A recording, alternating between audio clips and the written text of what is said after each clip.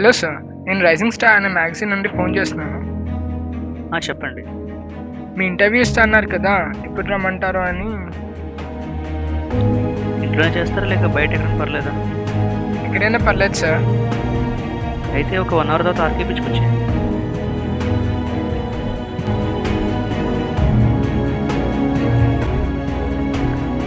ఎవరు rising star magazine Yashwant అంట, interview కావాలన్నాడు. ఇప్పుడు వెళ్తున్నా, ఒకసారి కనుక్కో. ఓకేరా.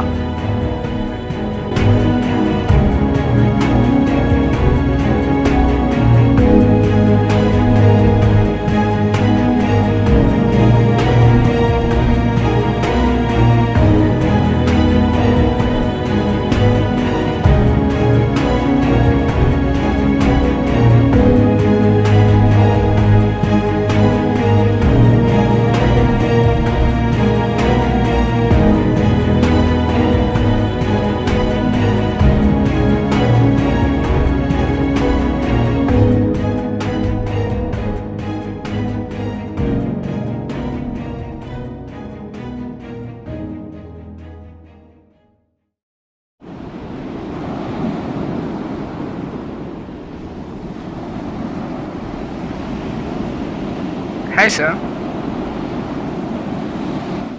ముందుగా ఫస్ట్ క్వశ్చన్, మీ ఫస్ట్ నోవెల్స్ బాగా హిట్ అయ్యాయి కదా, దీని మీద ఎలా ఫీల్ అవుతున్నారు? సంతోషమే కదండి, కాకపోతే మన మీద బాధ్యత పెరుగుతుంది అంతే. రాబోయే వాళ్ళు ఇంకా బాగా రాయాలి. నోవెల్స్లో డ్రామా, ఫిక్షన్, కామెడీ ఉండగా మీకు క్రైమ్ రాయాలనే ఆ స్ఫూర్తి ఎలా వచ్చింది? చూడండి, ఎప్పుడన్నా క్వశ్చన్ గుర్తుపెట్టుకోండి, ఒకరికి ఒక్కొక్క శైలి ఉంటుంది. క్రైమ్ స్టోరీస్ రాయడం నాకు ఇష్టం, సో అవే రాస్తాను. మీకు జర్నలిజం అంటే ఇష్టం, అందుకే జర్నలిస్ట్ అయ్యారు. అదే మిమ్మల్ని నవల రాయడం మీరు రాయగలరా? అలా ఎలా కంపేర్ చేస్తారు సార్? నా ప్రొఫెషన్ వేరు, మీ ప్రొఫెషన్ వేరు. మీకు అర్థం అవ్వాలంటే సినిమా భాషలో చెప్తాను. రాజమౌళి గారిని పోగిరి సింహ తీయమంటే పూరి జగన్నాథ్ బాగా తీయగలరా? పూరి జగన్నాథ్ గారిని మగధీర సింహ తీయమంటే రాజమౌళి గారిని బాగా తీయగలరా? రైటర్స్ కూడా అంతే, వాళ్ళని ఏదైతే ఎక్కువ ఆకర్షిస్తుందో వాటి గురించి రాస్తారు. సో మీరు క్రైమ్ స్టోరీస్ రాయడానికి కారణం మీకు క్రైమ్ అంటే బాగా ఇష్టం కదండి? అంతే కదండి. మీరు రైటర్ కాకముందు మీకు ఒక గర్ల్ ఫ్రెండ్ ఉండేదని, తనని మీరు టార్చర్ చేసి చంపారని విన్నాను, నిజమేనా? ఎవరండి మీకు అది చెప్పింది? నా గర్ల్ ఫ్రెండ్ నిజమే, కానీ మేము బాగా కలిసి ఉండేవాళ్ళం. ఇప్పుడు ఎందుకు లేదు మరి? మీ టార్చర్ భరించలేక మీ గర్ల్ ఫ్రెండ్ వేరే వాడితో లేచిపోయిందని మీరే చంపేశారట. దీనికి మీ సమాధానం ఏంటి? మీరు జేబులో నైఫ్ కూడా క్యారీ చేస్తారటగా.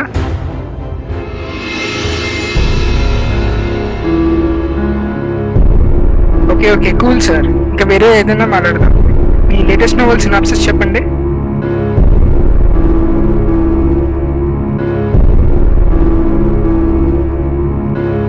నెక్స్ట్ నవల్లో కూడా నాలాంటి ఒక రైటర్ ఉంటాడు. ఒకరోజు బయటికి వెళ్తుంటే సడన్గా కూడా కార్ ఆగిపోతుంది.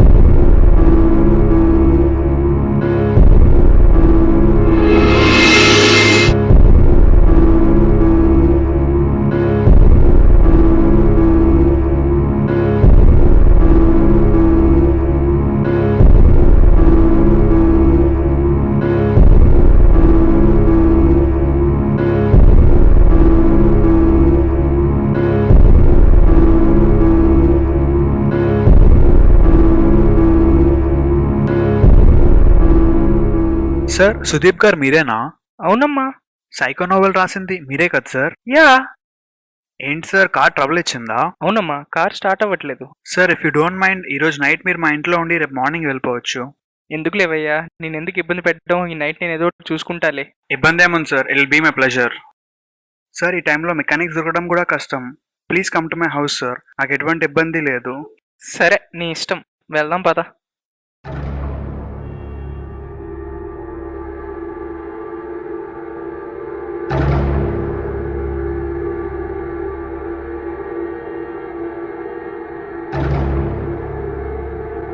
ఏంటయ్యా రూమ్ లాక్ తీస్తుంది? లైట్స్ ఆ పక్కనే ఉంటాయి సార్. కూర్చోండి సార్. సార్, మీ లాస్ట్ నోవెల్స్లో సైకోస్ గురించి చాలా దారుణంగా రాశారు కదా, మీకు ఎటువంటి వార్నింగ్ కాల్స్ రాలేదా? వాళ్ళ ఫీలింగ్స్ హర్ట్ చేశారు కదా. ఎవరంటారయ్యా, ఫ్రీడమ్ ఆఫ్ ఎక్స్ప్రెషన్ వాడుకున్నోడికి వాడుకున్నంత. అయినా పొలిటీషియన్స్ పబ్లిక్లో బూతులు తిట్టుకున్నప్పుడు లేని బాధ నేను నవల్లో హార్ష్గా రాస్తే ఏముంటుంది? ఏం ఉండదు. సపోజ్ సైకోటిక్ బిహేవియర్ ఉన్న వాళ్ళు మిమ్మల్ని ఏమైనా చేస్తే? ఎవరు చేస్తారయ్యా, నువ్వు చాలా దూరం ఆలోచిస్తున్నావు. కూర్చోండి సార్, ఇప్పుడే వస్తాను.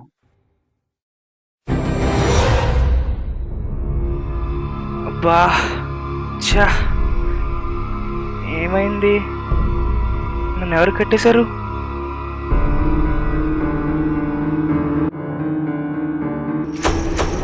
అసలు ఏం జరుగుతుంది ఇక్కడ? ఇందాక రోడ్ మీద వెళ్తుంటే ఒకటి తేడాగా చూశాడు. మళ్ళీ మెట్లు ఎక్కుతున్నప్పుడు ఇంకోటి తేడాగా చూశాడు. ఇక్కడికి వచ్చి చూస్తే డోర్స్ అన్ని ఓపెన్ చేసి ఉన్నాయి. దిగి నన్ను తీసుకొచ్చింది మనిషా లేక దెయ్యమా? కన్ఫ్యూజన్గా ఉంది.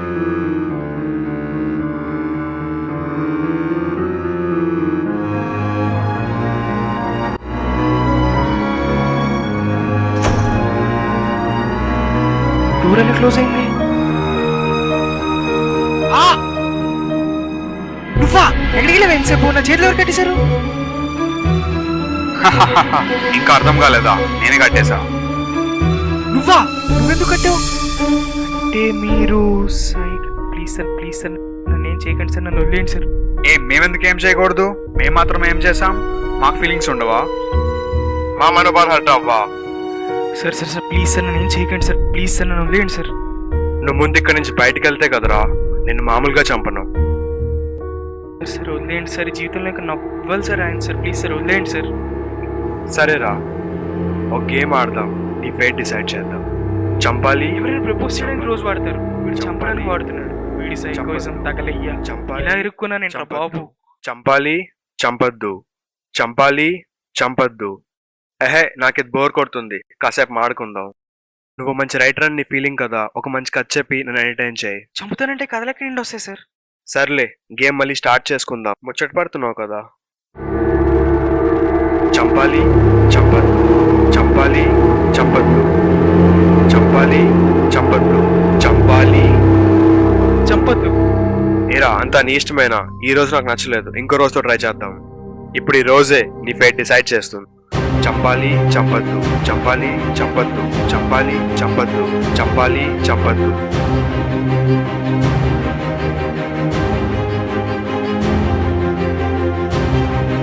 ఏరా చంపేస్తావా?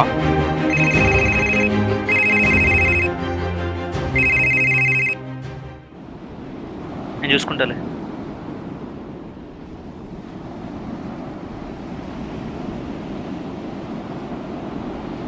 ఆ తర్వాత ఏం జరిగింది సార్? ఎండింగ్ ఏంటి? అంతమంది తెలుసుకోవాలనుకుంటే వేచి ఉండాల్సిందే. అలా కాకుండా ముందు తెలుసుకుంటే ఆ తర్వాత మిగిలవు. ఏంటి సార్, నాకు అర్థం కాలేదు. ఏం లేదయ్యా, ఎండింగ్ అంటే తెలిసిపోతే నా ఎవడు చదువుతాడు? సుదీప్ చంద్ర వివేక్ని చంపేస్తే హీరో గెలుస్తాడు, హ్యాపీ ఎండింగ్ అవుతుంది. అదే వివేక్ సుదీప్ చంద్రని చంపేస్తే సాడ్ ఎండింగ్ అవుతుంది. మీరు ముందు రాసిన 2 novelsలో హ్యాపీ ఎండింగే కదా సార్, మరి దీన్ని ఎలా ఎండ్ చేయాలనుకుంటున్నారు? చూడమ్మా, ఒకటి గుర్తుపెట్టుకో, రచయితకి హీరోలు విలన్లు భేదాలు ఉండవు, అది కేవలం పాత్రలు మాత్రమే. వేటిగా న్యాయం చేయాలో వాటికంత చేస్తా. Okay sir, thanks for the interview.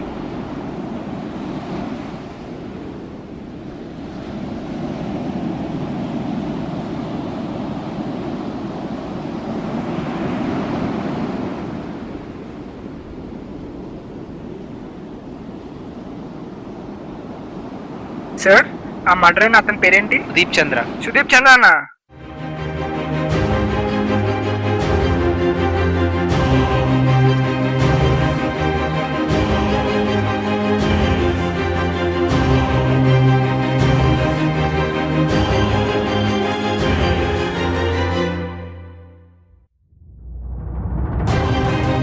నువ్వు అనుకుని కరెక్టే, మర్డర్ చేసింది నేనే.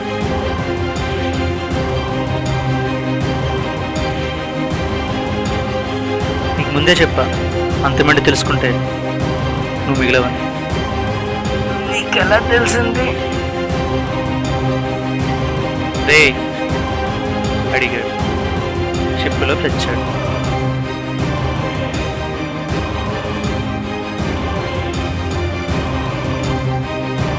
రే నేను నా మ్యాగజైన్ గురించి కనుక్కున్నాను. అందులో యశ్వంత్ అనే జర్నలిస్టే లేడంట. అది ఖచ్చితంగా ఎవరో పోలీస్ పంపుంటాడు. అర్థమైంది, నేను చూసుకుంటాను.